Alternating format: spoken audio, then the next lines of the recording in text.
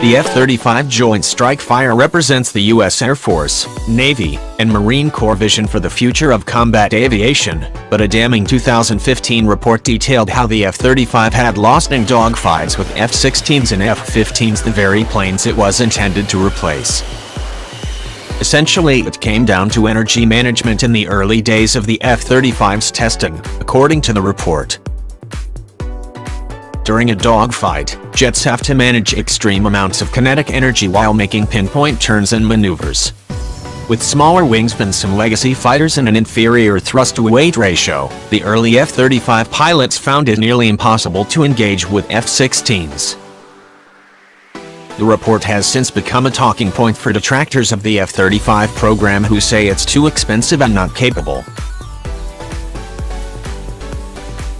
But according to retired U.S. Marine Corps Major Dan Flatley, who helped design the training syllabus for F-35 dogfights, the F-35's lackluster performance against legacy jets had more to do with old habits of the pilots and a weapons system in its infancy rather than anything wrong with the F-35 concept itself.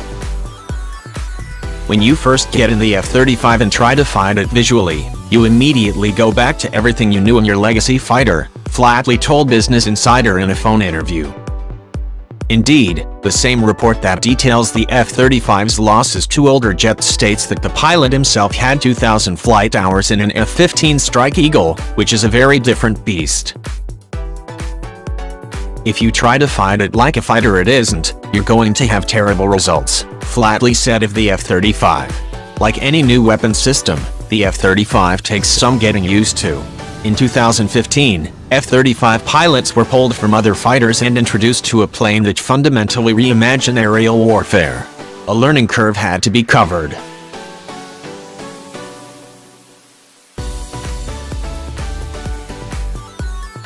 Unlike dogfighters from World War II, the F-35 mainly focuses on flying undetected while using its array of fused sensors to paint a clear picture of the threat environment for miles out and to engage with targets before they're ever seen.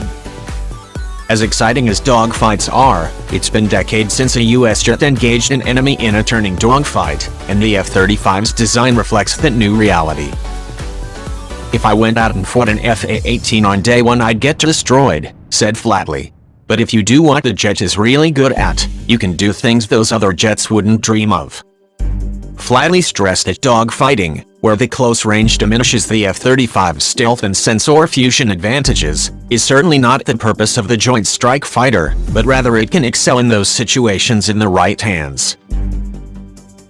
That's not to say the F-35 was a perfect aircraft that was simply misunderstood in 2015. Flatley said he did approach Lockheed Martin to suggest changes to the jet after its poor run against legacy aircraft. One attribute the F-35 has that, counterintuitively, helps it in dogfights is its ability to slow down during a turn, but it was during these slow turns that pilots weren't able to control the plane how they were used to.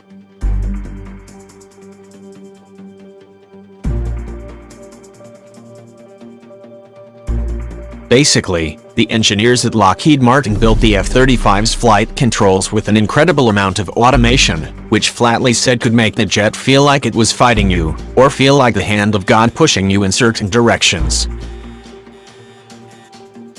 Flatley and other F-35 pilots needed the ability to push their airplane right to the edge of its abilities, almost to the point where it would fall out of the sky because it hit slow speeds and insane angles should they need to in a do-or-die dogfight.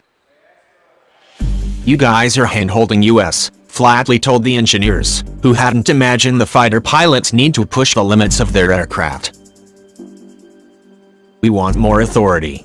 I want to be able to throw my nose around if I need to, said Flatley, referring to the plane's ability to point its front end at threats in order to better assess and target them. So Lockheed Martin worked with the pilots and fixed the issues keeping them from acing dogfights, as they do now. Since the test, the F-35's record speaks for itself. During Red Flag, the U.S. Air Force's most realistic and challenging jet fighter training event, the F-35 came out with a stunning 20-1 kill ratio on the legacy aircraft that had once beaten it. Flatley, who came from an F-18 background, said he had to shake the old habits he formed in an aircraft that was originally conceptualized in the 1970s, but young pilots training today won't have those problems and could revolutionize the way the F-35 fights.